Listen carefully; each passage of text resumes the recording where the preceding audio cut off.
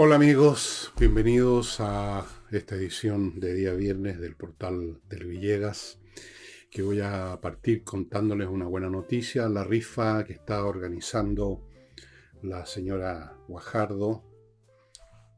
Se vendieron todos los números, los 600 números, así que ya pudo juntar plata para seguir manteniendo más o menos en este momento, creo que son 15 animales mascotas que mantiene de una manera o de otra. Algunos las tienen en su casa, otros están en casa que hay que pagarle a las personas que reciben al animal el alimento y todo. En fin, muchas cosas de alguna manera se las arregla y está muy agradecida. Me transmitió a mí su agradecimiento para que se los agradezca a ustedes. Eh, Estupendo, una gran noticia. Otra noticia, o no sé si es noticia, mis libros se están yendo rápido. Esta reimpresión que hicimos de Debut y Despedida, Insurrección y varios libros más que estaban agotados, prácticamente quedaban 3 4 libros. Y están disponibles en elvillegas.cl/tienda a precios muy convenientes, agrupados en varios paquetes. Hay un grupo donde están los 4 libros de mi saga política, llamémoslo así, Tsunami, que lo escribí hace como 10 o 15 años, pero anuncié ya en ese momento lo que se venía y ahí está clarito. Luego vino Insurrección, Revolución y Debut y Despedida, que es el debut y despedida de esta generación baldada que llegó al poder y que espero que lo abandone, porque si siguen gobernando encaramados a la figura, probablemente Michelle Bachelet ya es como para irse del país literalmente, porque bueno, salvo que uno ya no le dé lo mismo. Eso, están ahí a precios súper interesantes, en grupos de 4, de 3, de 2, pueden comprar de a uno. Ustedes verán, entren al sitio elvillegas.cl y las tiendas. Recuerden que el despacho es muy rápido. Y ahora voy a entrar al programa. Voy a partir con lo que está pasando en Medio Oriente. Básicamente lo que está pasando en Medio Oriente es que Israel continúa su ofensiva contra Hezbollah. Han destruido prácticamente a todos sus comandantes, desde el más alto a otros más rascas, digamos, a nivel de célula o de pelotón. Ha sido una verdadera masacre de jefaturas. Les han destruido innumerables túneles, depósitos de armas, les han matado a muchos soldados, digamos. Y en vista de esta situación, que comenzó se acordarán ustedes, con la explosión de los pagers que dejaron fuera de combate más de 1000 dirigentes de esa organización, en vista de que están arrinconados, que los están derrotando por todos lados, entonces apareció uno de estos fulanos con su turbante y su alaikbar hablando de que sería posible un cese al fuego. Claro, eso es fácil. No lo van a aceptar los israelitas porque saben que el cese de la hostilidad significa darle una oportunidad a Hezbollah para que se reagrupe, para que se reconfigure y para seguir mañana funcionando. Porque estas organizaciones, a diferencia de cualquier ejército, es simplemente un montón de gente que está ahí porque los reclutaron o se metieron al ejército por razones, por hacer una carrera, como un trabajo. No es lo mismo que estos individuos que forman parte de estos grupos que están repletos de odios, de ideas, de anhelos, de esperanza. Hay un enorme contenido emocional de esta gente, y no solo de los que están en Hezbollah, sino que de sus familias, de sus hermanos, sus cabros chicos. Entonces, es la verdad, es que es el cuento nunca acabar. Usted termina con un 2000 de estos fulanos y aparecen otros 2000 el año siguiente y así sucesivamente. Entonces, la única manera de por lo menos postergar ese renacimiento inevitable de estos grupos es destruirlos por completo ahora, para que se demore más la reconstrucción. Si deja usted una célula, si deja usted un grupito, va a ser mucho más rápida la reconstitución. No les van a faltar militantes. A estas organizaciones nunca les van a faltar militantes. Hay ahí un caudal emocional de los pueblos árabes contra Israel, contra Occidente incluso. La vieja guerra entre Oriente y Occidente, casi podríamos decir, que se remonta, casi algunos podrían decir, a las guerras médicas de los griegos contra los persas. Aunque los persas no tienen nada que ver con los árabes, son una etnia muy distinta. Contra Oriente. Bueno, veremos. No creo que haya haber un cese al fuego, no lo va a haber. Sería una locura. sería una estupidez, sería un error tremendo. A pesar de los lloriqueos, ¿cómo llaman? El desastre humanitario. Bueno, sí, una guerra es un desastre humanitario. No hay más que hablar sobre el asunto. El que empezó la guerra tendrá que hacerse responsable, ¿no?, de lo que pase. El que pone armas en medio de los civiles tendrá que ser responsable de que mueren niños y mujeres y toda clase de personas que no tienen nada que ver, aparentemente, porque muchos de ellos, esos supuestos civiles que no tienen nada que ver, forman parte en definitiva del movimiento. De una forma o de otra los apoyan, los financian, los ayudan, les prestan sus locales, sus casas para que pongan sus cosas. No, dejémonos de cosas. Aquí no hay tantas inocentes en esta cuestión. Pero aunque sí fuera, lamentablemente las guerras son así. En eso consiste una guerra, en que se produce una serie de gente que se muere. Fíjense ustedes que en las guerras gente se muere, y no solo los soldados. Piensen ustedes en la Segunda Guerra Mundial, todos los civiles que murieron en Alemania, en Inglaterra, en Rusia. ¿Saben ustedes cuántos civiles murieron en Rusia? Millones. No solo soldados, millones. ¿Saben ustedes cuántos alemanes fueron destruidos por los bombardeos aliados? Más de 1.000.000. ¿Saben ustedes cuántos ingleses murieron en los bombardeos de la Luftwaffe a Londres y otras ciudades? No tantos como millones, pero murieron miles. Esa es la guerra. Esa es la guerra. La diferencia es que ahora están estos grupos humanitarios, estos grupos de derechos humanos, estos grupos de muchas cosas que antes no existían, que su pega es esa, de andar vociferando de que se está atropellando los derechos humanos, que hay un desastre humanitario y en medio de la guerra hay que llevarle alimento a las víctimas, una cosa realmente muy novedosa, diría yo, desde el punto de vista de la historia de las guerras en este mundo.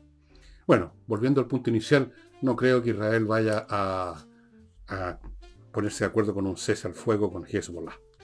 Sería francamente una especie de suicidio.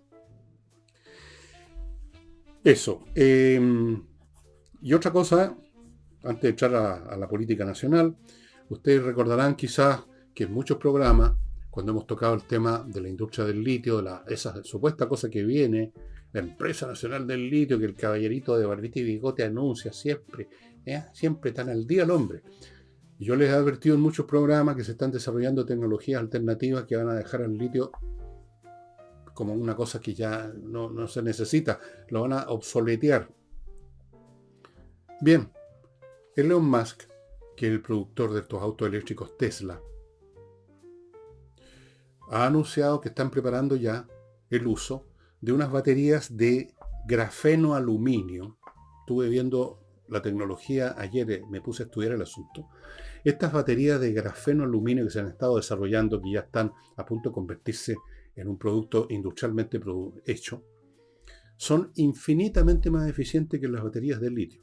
Primero, no les ocurre lo que a veces le ocurre a las de litio en ciertas circunstancias, que explotan, se incendian. Han habido accidentes con eso. Segundo, se recargan 100 veces más rápido. Tercero, tienen una mayor capacidad de conservación de energía. En otras palabras, pueden acumular más energía, pueden durar más tiempo, pueden prestar servicio más tiempo, digamos, entre una carga y a la siguiente. Tercero, se pueden recargar muchas veces más que las de litio. Ustedes saben que las baterías, lo saben por experiencia con sus celulares, no se pueden recargar indefinidamente. Llega un momento en que ya la batería no se puede recargar, hay que cambiarla. Estas son mucho más duraderas. O sea, por todos lados entregan más energía. Un automóvil con una batería de grafeno aluminio puede andar muchos más kilómetros antes de la próxima recarga. Son superiores. Pero nosotros todavía estamos con lo de la empresa nacional del litio. Porque, bueno, no tienen... El litio, lo he dicho muchas veces y lo repito, habría que haber acelerado al máximo su explotación con los privados que quieran entrar y se les cobran los impuestos que el gobierno decide, pero en fin, producir lo más posible todo lo que tengamos de litio antes que se acabe. Que no nos pase lo que ocurre con el salitre, que en su momento era una fuente muy importante de ingresos a Chile, después de la Guerra del Pacífico y hasta la Primera Guerra Mundial, por los explosivos. Los alemanes se encontraron con que no podían adquirir el nitrato. El nitrato es un componente básico de prácticamente toda clase de explosivos o algún producto similar que produce la oxigenación, bueno, etcétera. Desarrollaron explosivos, desarrollaron productos sintéticos y la industria del salitre dejó de ser lo que era. Y eso tomó años. Ahora las cosas son mucho más rápidas. Así es que les cuento nomás para que estén preparados para que en un año, en dos, a lo más en tres, resulta que el litio ya no va a tener la demanda que tiene ahora. Pero nosotros vamos a estar todavía en ese momento organizando la empresa nacional del litio para darle pega a 400.000 camaradas. Espero que no, ¿eh? Ya en ese momento ya no van a estar gobernando, pero igual se va a haber perdido un tiempo enorme. Se ha perdido un tiempo enorme. Bueno, antes de partir con los temas nacionales, y voy a partir con el asunto de la acusación constitucional contra la señora Tobá, permítanme ustedes recordarles a quienes participan en estas iniciativas de educación privada subvencionada, que como saben están por ley obligadas a comprar sus establecimientos donde operan, y ahí está todo regulado, los plazos para hacerlo, los créditos donde se obtienen, la aval de Corfo, etcétera, un montón de cosas. Si usted lo hace por su cuenta, le va a tomar más de 2 años, alrededor de 2 años y medio. Si usted lo hace con CIG, le va a tomar la mitad, aprox. Por supuesto, poco más, poco menos, depende de circunstancias completamente variables, pero en general, como principio rector, la mitad del tiempo. Ya lo han hecho 24 instituciones de educación privada subvencionada que están funcionando ahora perfectamente, recibieron los créditos, están andando, ni un problema. CIG Consultores. ¿Por qué tomarse más tiempo si se puede tomar menos, estimado amigo? Continúo con las famosas linternas Torch. Les voy a mostrar, no sé si por última vez, pero esta linterna que ustedes ven es un lapicero y funciona.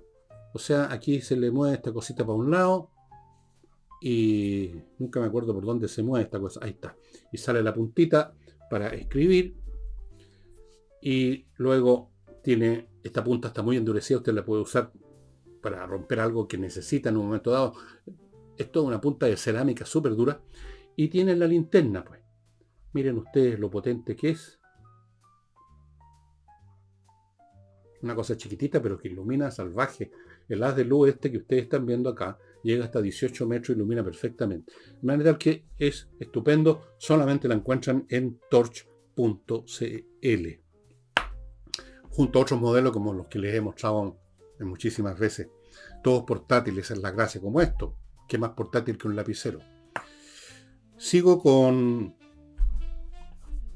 Fastmark, la empresa chilena de transporte de carga desde Estados Unidos a Chile.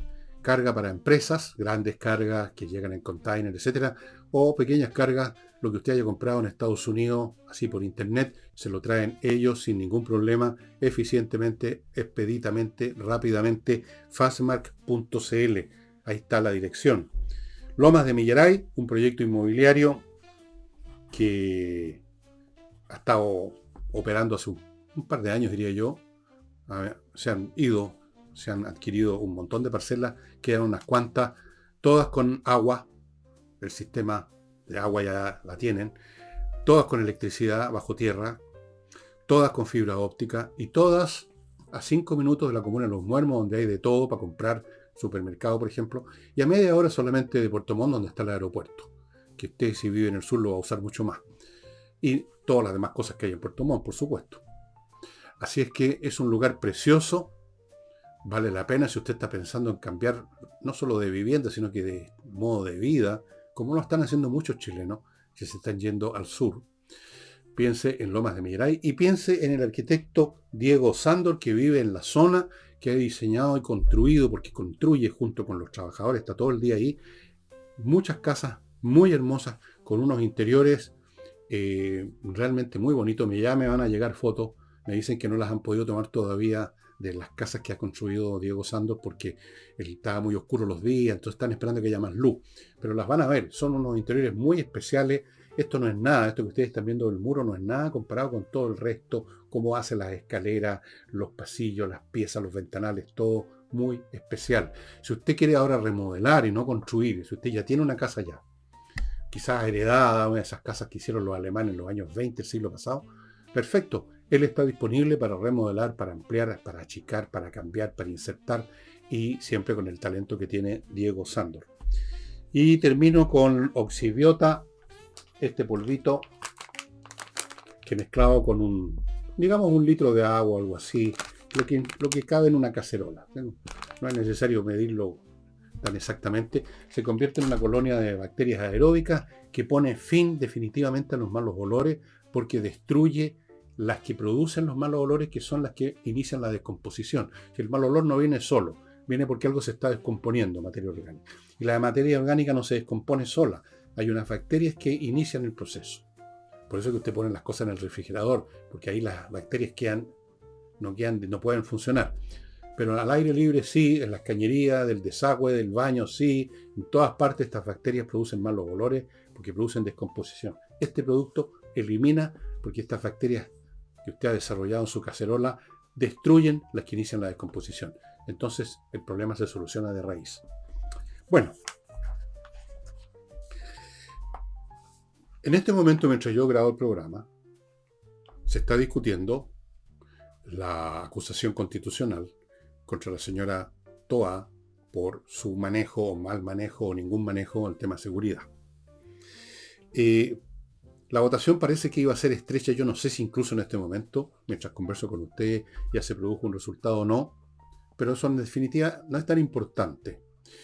El hecho es que sí sabemos que iba a ser estrecha la cosa.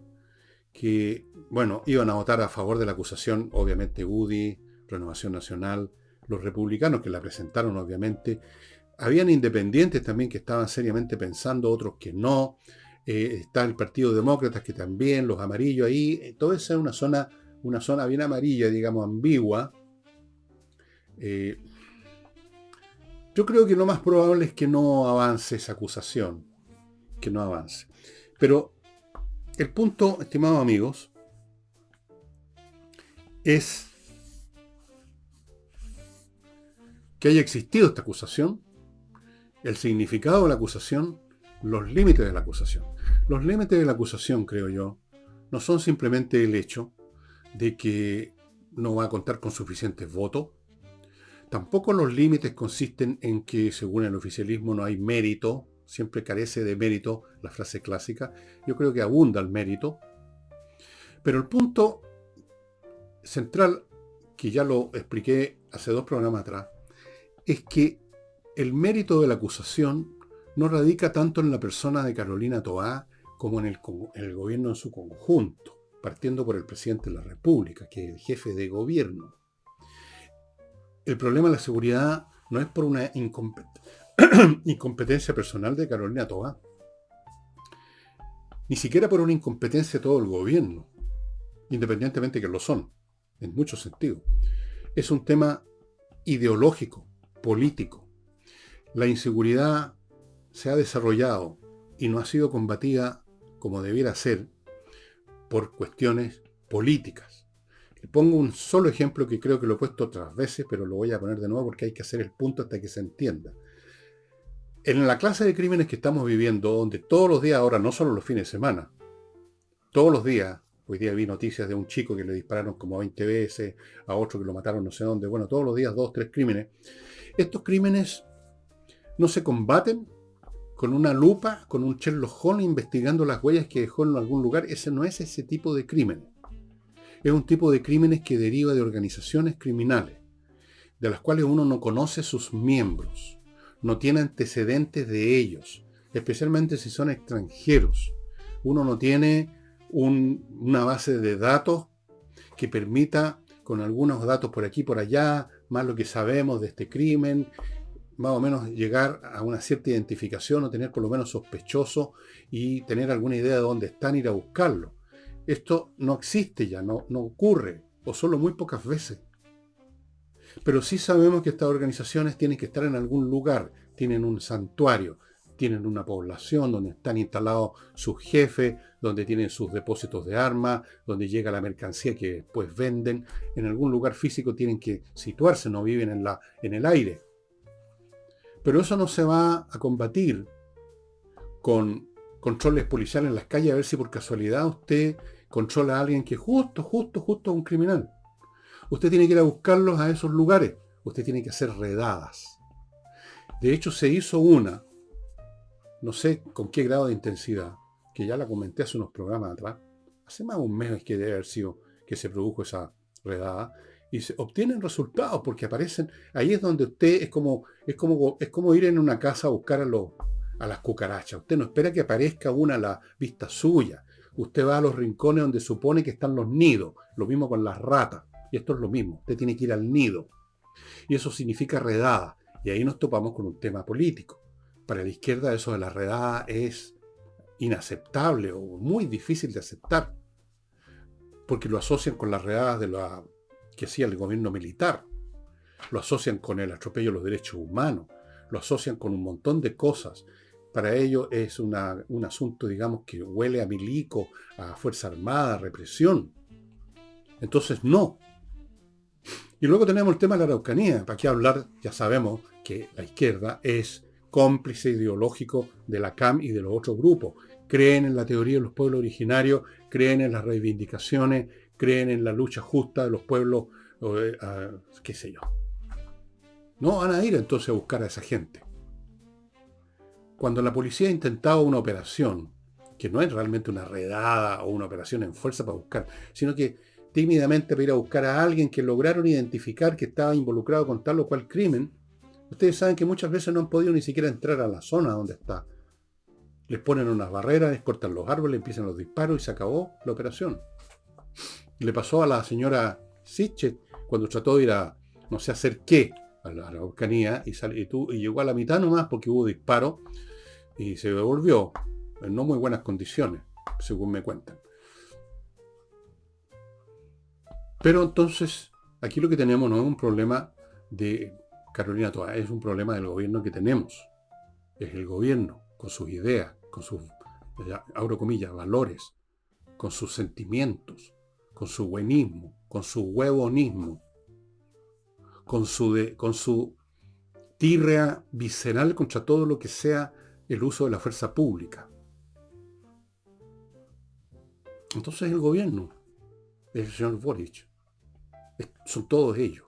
Habría que acusar constitucionalmente al señor presidente de la República, porque uno no puede acusar, digamos, al gobierno como entidad así institucional, tiene que acusar personas. Habría que haber acusado al presidente de la República, como en algún momento se le ocurrió a alguien de Renovación Nacional y después se cagaron en 3 tiempos.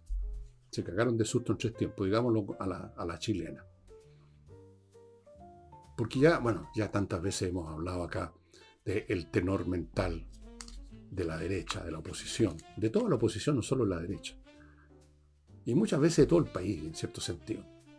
No somos un pueblo, digamos, muy dado a tomar el toro por las astas, ¿no? No es cierto. Entonces, esta acusación constitucional no creo que llegue a ninguna parte. En una de esas se ocurre un milagro y resulta que la acusación sigue su curso. No lo sé en este momento, me voy a enterar cuando termine el programa o más tarde. Pero da lo mismo porque lo central no es si cae o no cae Carolina Toá. Y el efecto político que eso produzca puede ser importante o no en los dos casos, tanto si se rechaza la acusación como si se sigue su curso. Pero eso es menor comparado con la cuestión central. Nuestro problema de inseguridad radica de una cierta mentalidad que que se convirtió en decisiones políticas y de otro tipo ya en el gobierno, en el segundo gobierno de la señora Bachelet, madre nodriza de tantos males de este país y que se va a presentar de candidato a nada más. Increíble. Es un tema político, valórico, es un tema ideológico. Todas las cosas que están ocurriendo, la entrada masiva de inmigrantes, el no ir a buscar a la gente de la CAM y de las otras organizaciones, el negociar con ellos bajo cuerda, incluso, como me consta, como sé. Todas estas cosas, el no hacer redadas masivas allí donde están los narcotraficantes. Todas estas cosas son el resultado de decisiones políticas inspiradas por una determinada ideología. No es un tema de que no sabe cómo realizar su pega la señora Toá o el presidente no sabe cómo realizar su pega. Desde luego no saben cómo realizar ninguna cosa, pero pueden destruir mucho. Recuerden ustedes una cosa muy sencilla. Hasta el personaje más estúpido del mundo, si usted le da un martillo, puede romper el David de Miguel Ángel, o con un tarro de pintura puede arruinar la Mona Lisa de Leonardo da Vinci. Para eso no se requiere tener más que tener el instrumento. Esta gente tiene el instrumento que son los que les entrega el gobierno, el Estado, el poder que les entrega el Estado, y con esos instrumentos están destruyendo todo lo que pueden, porque detestan el modelo neoliberal, porque detestan muchas cosas más, no tienen claro qué podrían construir, y aunque lo tuvieran claro no lo podrían construir porque son lo más incapaces que hay. Son gente que ha vivido desde que nacieron hasta ahora en el mundo de la palabrería, los anhelos y los ojos en blanco. Así es que esta acusación contra Toá es como tratar de apagar un incendio con un escupo, estimados amigos. Y el señor Marcel ha estado bastante molesto por la gestión de algunos hospitales, yo no sé si esos algunos son muchos, más o menos, pero parece que son bastantes, que ya dijo, él mismo dijo, en junio se habían gastado el 90% del presupuesto que se les había adjudicado. Presupuesto que no lo adjudica directamente el Ministerio de Hacienda. El Ministerio de Hacienda adjudica a áreas, y dentro de esa área las distintas entidades, el Ministerio de Salud propiamente tal y sus servicios ven cómo se distribuye el presupuesto, cómo se va a gastar.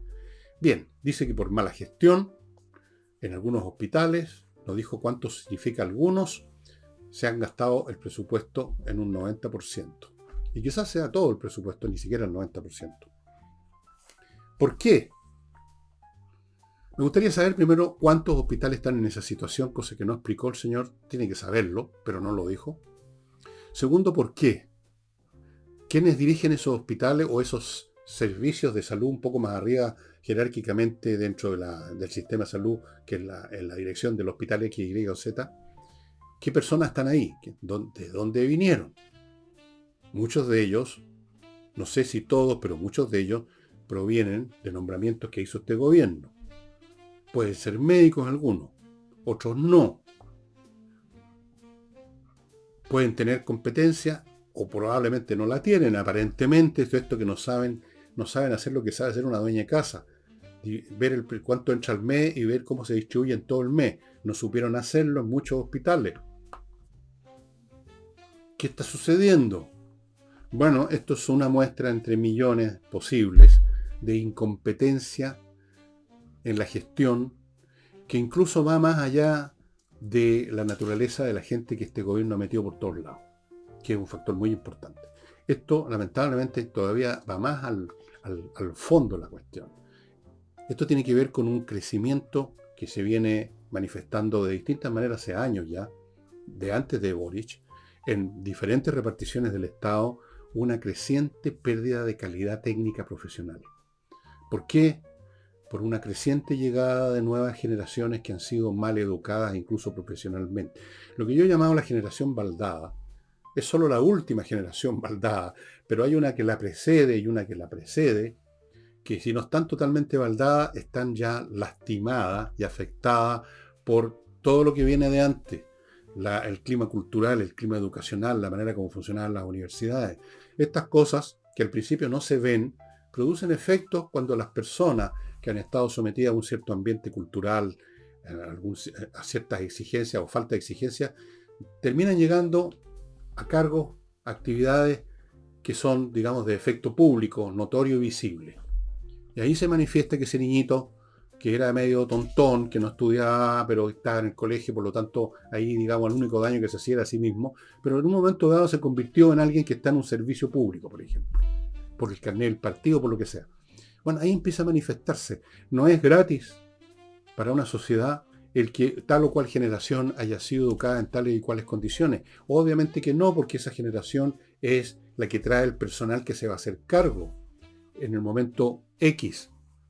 Vienen de antes, fueron formados de cierta manera.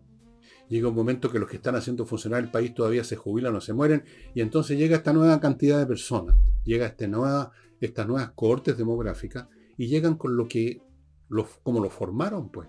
Si la educación es central, si lo formaron de forma de promover la indisciplina, si lo formaron de tal manera que todo les parecía una carga académica demasiado pesada y por lo tanto después si se llegan a recibir lo hacen con notas mediocres y luego no estudian nunca más, no se ponen al día, no se actualizan en sus conocimientos. Si van sumando una cosa tras otra y en un clima de incompetencia que se generaliza, bueno, usted empieza a tener resultados en el área del Ministerio de Obras Públicas, en el Ministerio de la Salud, en todas partes, en educación, porque está llegando gente penca. Los buenos son cada vez menos, o se están yendo, se jubilaron, o se murieron, o se mandaron cambiar, hastiados, muchos se van a otro país. Ese es otro fenómeno que uno está viendo, profesionales que se van, y entonces la poca gente competente se va, y entonces quedan los puros incompetentes. Ese es un fenómeno masivo, invisible, hasta que se hace visible, quizás con cosas como esta. Gente que no sabe administrar en un hospital el presupuesto. Van a echarle la culpa, no, que hubo mucha urgencia. ¿Cuál es urgencia hubo este año?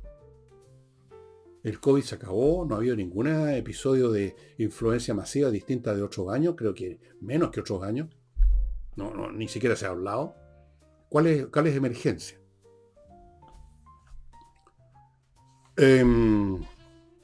Bueno, a considerar, amigos, que aquí lo que tenemos en este país no es un problema simplemente que tal persona es incompetente en tal cosa, sino que tenemos, por un lado, la ideología de los que están gobernando, y por otro lado, la patética, penosa herencia de estar recibiendo, de que estén llegando a los cargos de dirección privada o pública de generaciones que fueron mal educadas. Estamos empezando a ver los efectos, y esto ya es masivo, incluso trasciende a este gobierno y a cualquier otro, incluso los que vengan. Hay una inercia demográfica inmensa. Simplemente si no tenemos una masa crítica de gente competente, o por lo menos que quiere trabajar, si tenemos una masa crítica al revés, de gente mal formada en las universidades, mal formada en el colegio, con ideas que no sirven para nada más que para destruir lo que hay, con poca capacidad de trabajo, con poca resistencia a los fracasos, a los problemas, lo que algunos llaman la generación de cristal. Bueno, eso se va a manifestar más y más y más y más y más y más, estimados amigos. Y ya no van a ser 2 o 3 hospitales o 20 hospitales, ya no van a ser todos los hospitales, y ya no va a ser un puente mal construido o mal diseñado, sino que van a ser todas las cosas mal hechas. Hay que tener mucho cuidado con esto del material humano. ¿Qué calidad tiene la gente? Cuando la gente es de calidad, el país se puede arruinar completamente, como le pasó a Alemania después de la Segunda Guerra Mundial, quedar aplastado, y en pocos años ya están resurgiendo porque tienen talento, tienen gente competente, tienen gente trabajadora. Si uno no tiene eso, no hay programa, agenda que funcione. Así es. Permítanme ahora continuar, amigos, con Compreoro. Yo le recomiendo, si quiere usted tener una póliza de seguro financiera, vaya a compreoro.com y adquiera monedas y lingotes de oro, lingotes de plata, lo que usted quiera. Son valor en sí mismo y por lo tanto son una defensa indestructible. Sigo con servicios logísticos de ingeniería, consultores para revisar la logística de su empresa, detectar las cosas que no están funcionando bien, ofrecerle soluciones, y si no tienen la gente adecuada, le traen la gente. Son headhunters, buscan a la gente que pueda darle un buen servicio en las áreas que había déficit. CLI Consultores, servicios logísticos de ingeniería. Continúo con KM Millas, donde usted puede vender sus millas acumuladas a un buen precio, millas acumuladas por sus vuelos. Si usted no los va a usar, no olvide, no duran eternamente esperando que a usted se le ocurra viajar. Las empresas las borran en cualquier momento. Uno no sabe cuál es ese momento que ellos decidieron. Ellos sí. Vaya a kmmillas.cl y véndala. Sigo con Entrena Inglés, una academia con puros profesores de inglés que enseñan vía online a conversar. Conversar significa hablar y entender lo que otros le contestan. Poder moverse en el mundo cuyo lenguaje universal ahora es el inglés.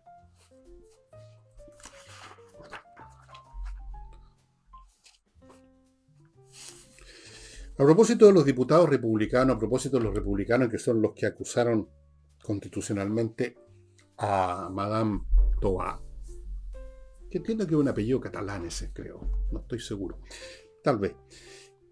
Un diputado republicano que fue el querellante en el caso de la alcaldesa de Santiago, la señora Hasler, en vista de nuevos antecedentes que han ido saliendo de la compra de esa clínica Sierra Bella, pidió al Ministerio Público que la formalice a ella y a otras 7 personas involucradas en lo que fue realmente un escándalo que ya se estaba olvidando, ¿no?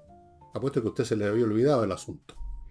Resulta que, dice este diputado, que, abro comillas, hubo una planificación delictual para comprar con un sobreprecio la clínica Sierra Bella. el perjuicio iba a ser, o fue más bien, por 2.477 pesos más, millones de pesos. Armaron todo un cuento para pagar mucho más. Ahora, ustedes se preguntarán, ¿quién puede estar interesado en pagar más cuando compra algo? ¿No es cierto que es raro? Uno quiere que le hagan una rebaja. Ellos querían pagar más. Eso significa que querían que ese pago extra que le iban a hacer a alguien no se quedara simplemente en los propietarios que estaban vendiendo, en los que estaban vendiendo lo que estaban vendiendo a la clínica. Seguramente había algún tipo de trato, convenio, acuerdo, para que esa plata fuera a dar a otro lado. O sea, era una manera de transferir fondos municipales a otro lado, por medio de esta operación de compra. ¿Comprenden? La pregunta es entonces, ¿quién iba a ser el beneficiado con esa plata extra, estimados amigos? Yo tengo algunas hipótesis que no las voy a mencionar porque estamos viviendo en tiempos en que los ladrones persiguen a los jueces. O sea, se victimizan, aquí está, esto es una conspiración de los fascistas. Pero les quiero recordar a ustedes, si es que no han perdido la memoria también de eso, o sea, seguramente que sí. Acuérdense del caso de una universidad privada, que ya no existe. Acuérdense de los temas de dinero que hubo ahí, para dónde fueron esas platas, para dónde iban a ir esas platas. Acuérdense. Aquí hay un tema de que hay que transferir fondos públicos, ya sea que estén en el Estado central o en el municipio, a otras cosas. A otras cosas vinculadas de una manera directa o indirecta con la gran causa de las transformaciones profundas, como fueron las fundaciones, como son las fundaciones. Y a propósito de las fundaciones, la Fiscalía allanó 14 domicilios, les sacaron todo, hasta los enchufes de las lámparas, vinculado a personas que están vinculadas al caso de la Fundación Procultura. ¿Qué cosa cultural iba a promover la Fundación Procultura, dirigida por un señor psiquiatra que es amigote del presidente, porque tiene muchos psiquiatras a su servicio, el presidente de la República, por algo será, supongo? Entonces parece que llegó a ser amigo de un psiquiatra. Se produjo eso que llaman una transferencia afectiva, con el que trata, ¿no? Entonces este señor estaba a cargo de la Procultura. ¿En cuál era la promoción cultural que hacía este caballero? A lo mejor compuso una sinfonía y la iba a hacer grabar para que todos las escucháramos, no sé cuál era la acción procultural. Pero ustedes saben que todas estas fundaciones, trucha, tienen unos nombres así entretenidos, digamos, sustantivos, sustanciosos, que suenan a cosa importante. Todas ellas. Les sugiero que echen un repaso. Busquen en Google, porque esto ya no está en los diarios, como todo en Chile a la semana desaparece. Busquen en los diarios las fundaciones que estaban vinculadas al caso de los convenios y vean los nombres que tienen. Siempre el nombre tiene dos partes. Una, supuestamente vinculada con la acción directa, que era el pretexto para recibir plata. Y luego la otra parte, la verdadera, el adoctrinamiento dicho de una manera o dicho de otra. O ni siquiera eso, sino que distraer fondos a los bolsillos de los compañeros, camaradas, luchadores sociales, a los agentes del cambio, a los agentes sociales, a los actores sociales. Sería interesante saber qué es lo que hacía o pretendía hacer Procultura. Bueno, básicamente lo que hacía era recibir plata. Yo creo que esa era la función de esa fundación, era recibir plata. Bueno, se está investigando, arredanaron 14 domicilios, se llevaron computadores, chips, hasta de teléfonos, todo. Se llevaron todo. El que ordenó esto fue un fiscal que da confianza a ver que hay fiscales que hacen estas cosas de Coquimbo. Y vamos a ver en qué termina esta cuestión. No creo que encuentren mucho, o sí, porque son torpes y probablemente dejaron huellas por todos lados. Vamos a ver. Pero acuérdense que son docenas de fundaciones las que están metidos. Solo las que están siendo investigadas son 50, pero hay muchas más. Y siguen recibiendo plata, muchas de ellas. No crean ustedes que esto se acabó. Siguen las transferencias. Y yo creo que el tema de Sierra Bella tenía que ver con lo mismo. De algún modo u otro, este sobreprecio no iba a ser para darle un gustito a los que estaban vendiendo en la clínica. ¿Por qué? No, pues. Ya, te vamos a pagar más, pero ese más extra en realidad no es para ti, sino que va para allá. Eso es.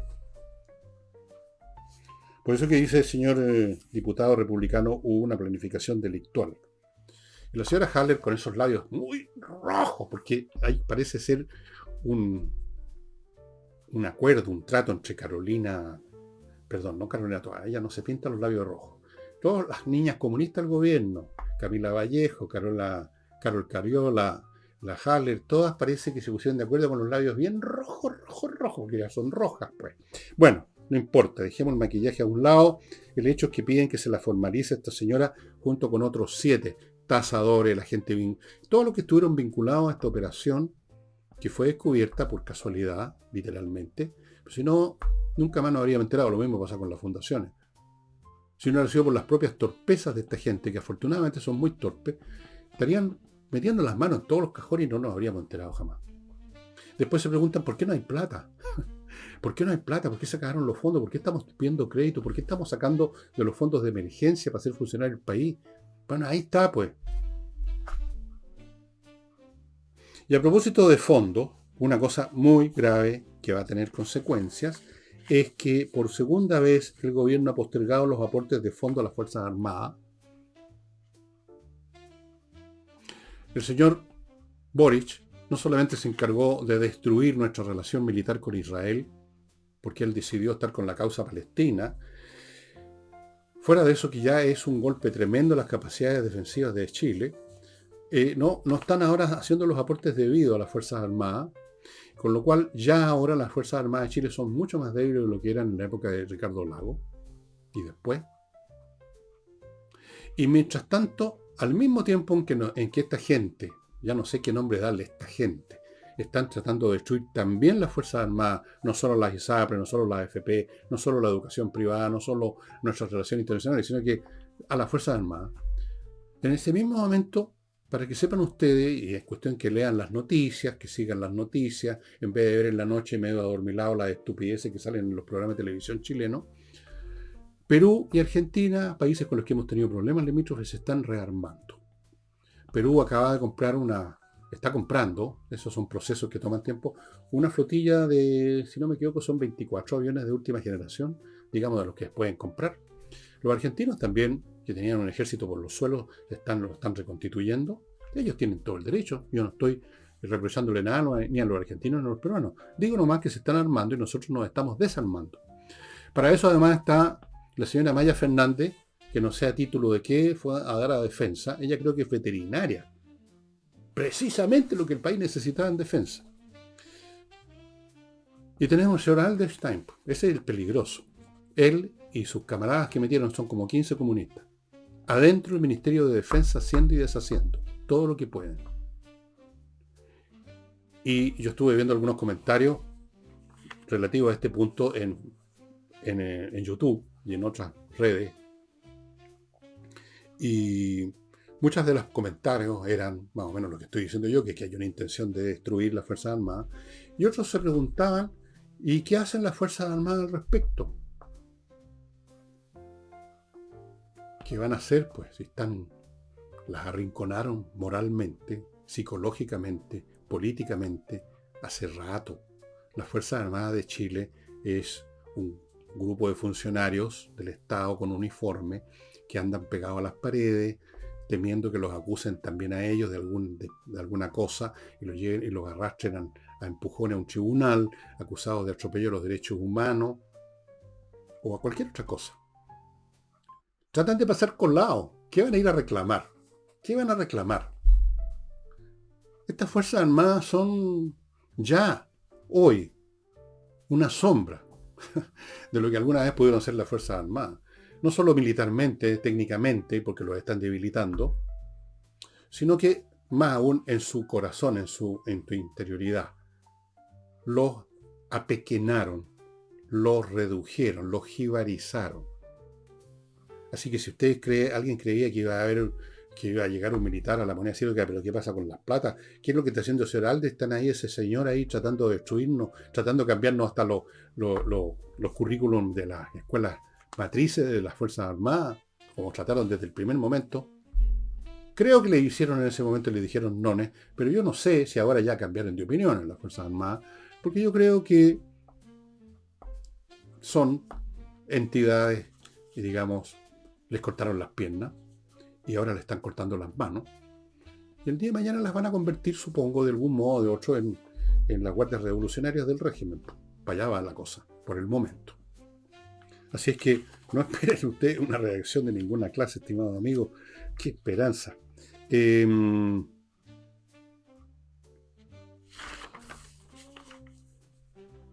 Una muestra más de cómo funciona hoy en día de distorsionado todo en este mundo, porque no solo en Chile vemos cosas locas, surrealistas.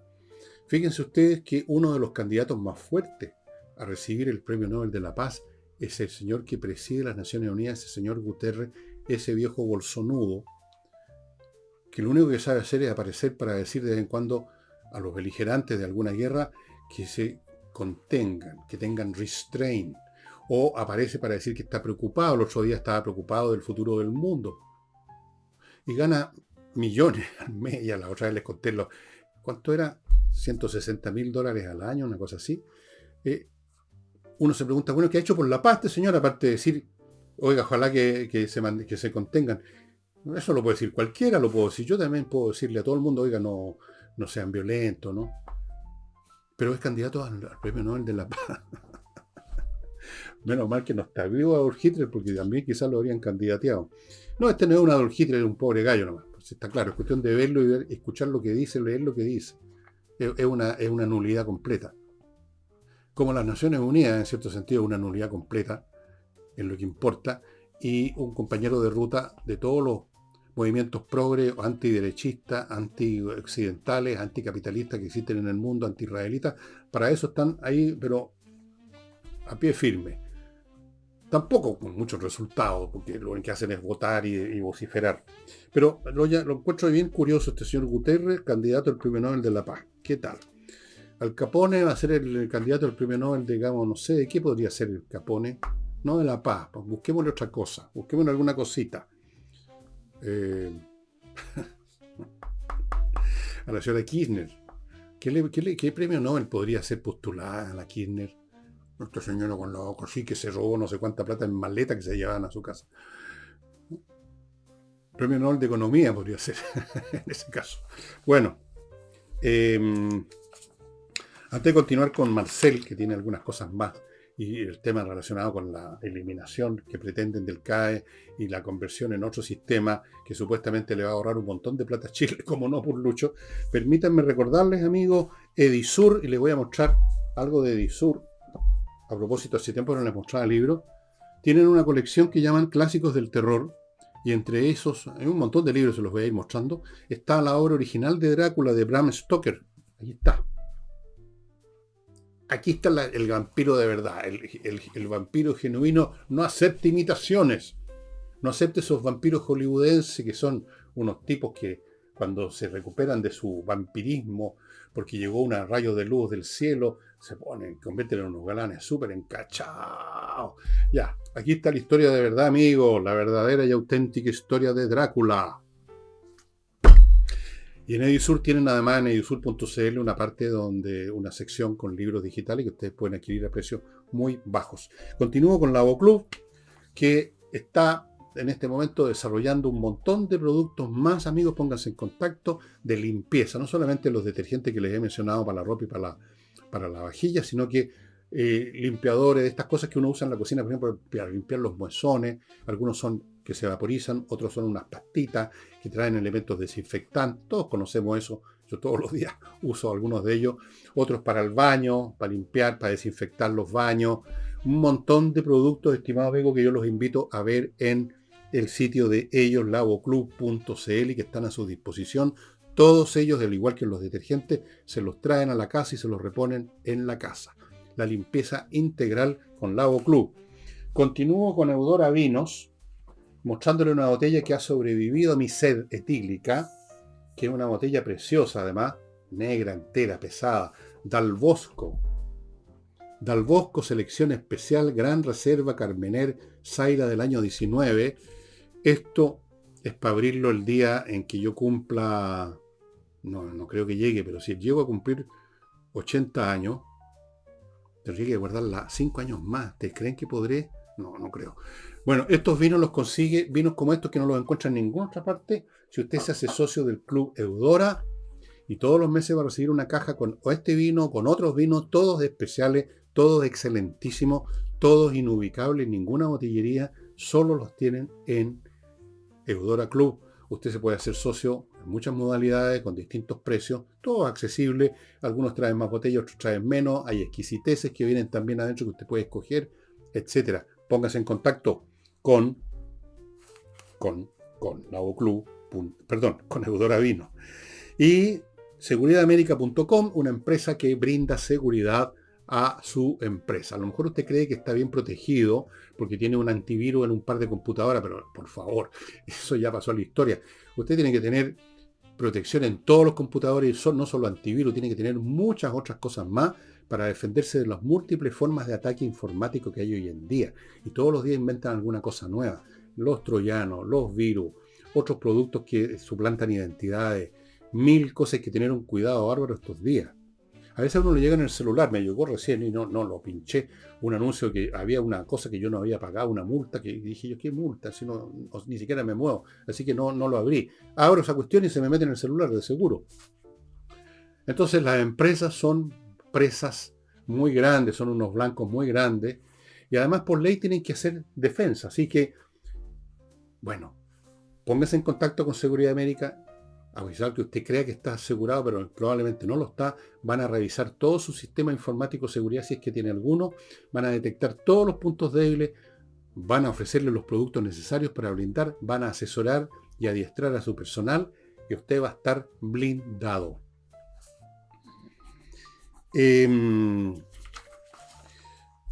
Como ustedes saben, ya aparecieron críticas al plan de sustituir la CADE por otro sistema, que Marcel jura de guata en el suelo que va a producir, no solamente no va a producir más gastos, sino que en un par de años más empieza a ahorrar el fisco.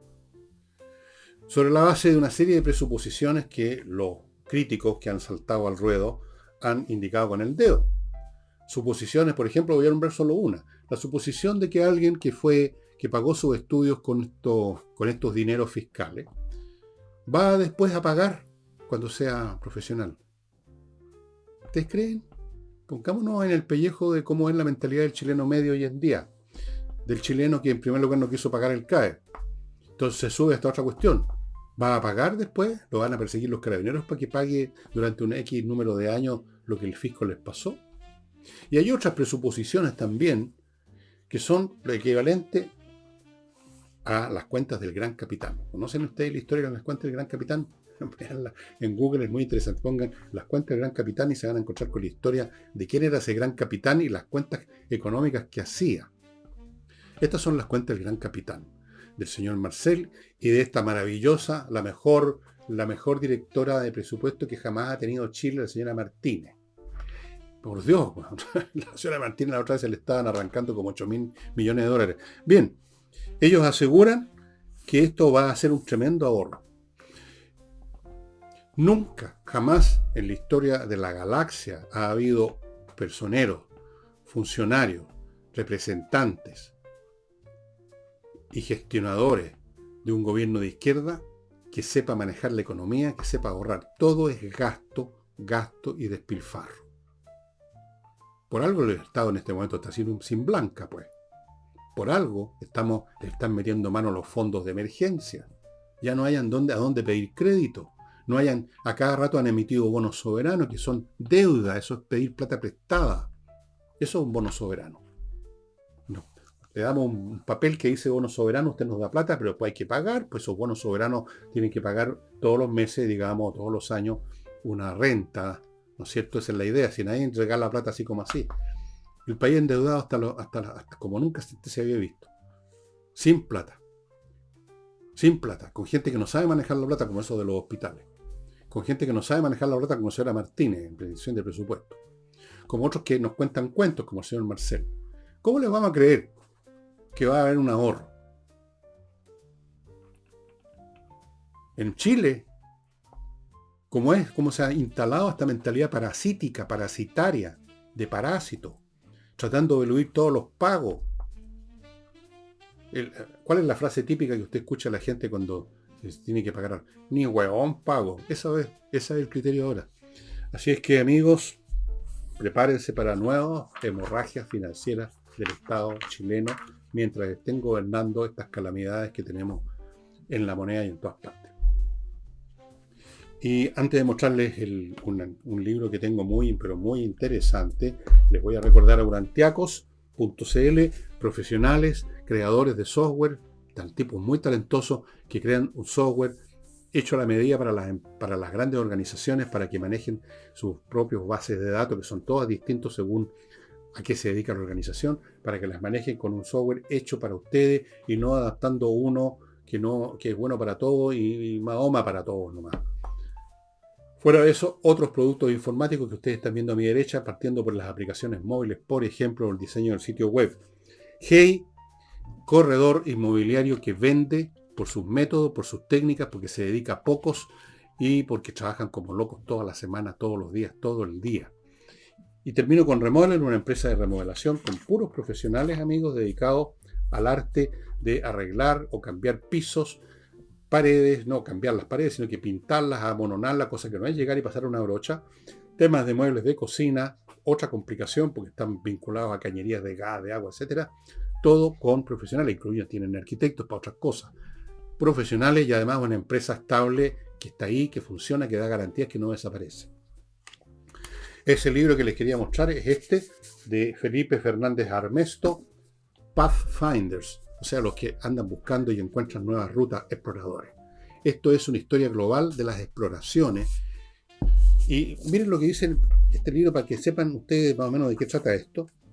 Dice, en su primer capítulo, en sus primeras líneas, dice el autor, la historia tiene dos grandes historias que contar. La primera es la muy larga historia de cómo las culturas humanas divergen, cómo se separan unas de otras y desarrollan sus diferencias, en ignorancia o en desprecio unas de otras. La segunda historia es el principal, dice, tema de mi libro. Es una relativamente corta y reciente historia de convergencia de cómo los grupos humanos se contactan unos con otros, intercambian cultura, se copian y se hacen más parecidos unos a otros. La primera historia, dice, la de la divergencia, toma más o menos 150.000 años desde la emergencia del Homo sapiens hasta el día presente. Lo otro es bastante más breve.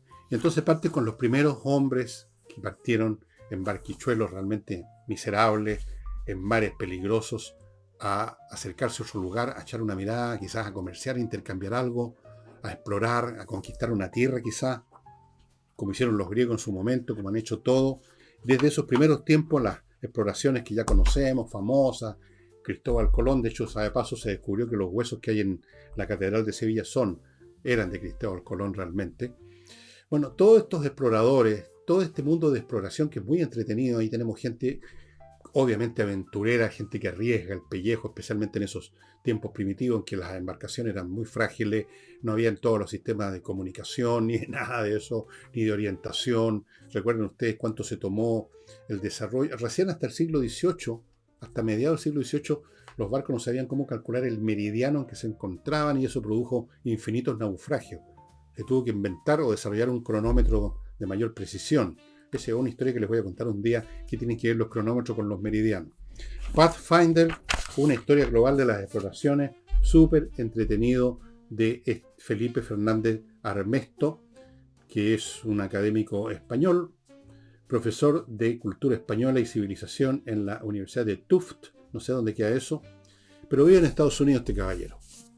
Muy interesante, he leído los otros libros de él, escribe muy bien, este libro está en inglés, por cierto, pero es el inglés que escriben los que aprendieron el inglés, no como lengua materna, es un inglés muy, pero muy clarito. Y eso sería todo, estimados amigos, por hoy. Para mañana sábado, que es 12 de octubre, yo creo que me voy a referir al tema de Colón y esa gran exploración y cómo era el mundo, cómo en Europa veían este tema, porque Colón no salió de la nada, ¿no? Había ya rato que se estaba pensando en cómo llegar a las Indias, o sea, cómo llegar a China, Japón, por otro lado que no fuera el camino habitual que existía ya de hacía tiempo, siglos. Y se toparon con el nuevo continente. Todo ese mundo de exploradores, muy interesante, muy entretenido. Yo creo que voy a tratar ese tema un poquito. Ahora ya no queda tanto por explorar en la Tierra, ¿no es cierto? O sí, no en la Tierra, pero sí en el mar. ¿Saben ustedes que del océano se conoce no más del 10 o 20% de sus profundidades, lo que hay allá abajo? Si algunos creen incluso que hay civilizaciones que viven en el fondo del mar, no sé si en el fondo del mar con agua todavía en la cabeza o bajo el piso del mar, digamos, en caverna o qué sé yo. Todo puede ser porque conocemos muy poco. Y eso sería todo, estimado amigo. Nos estamos viendo mañana.